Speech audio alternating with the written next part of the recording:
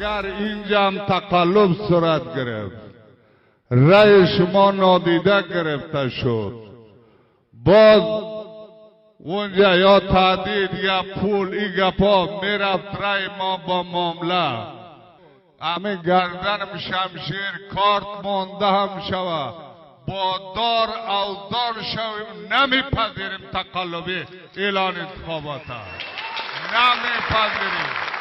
نمیپذیریم. چی گزینه هم داریم ما؟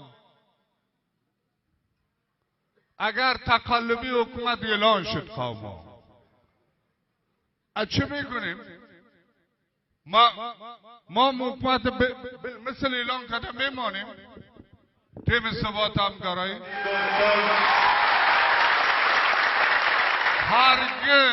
هرگز به چال نیرنگا تسلیم نمیشیم.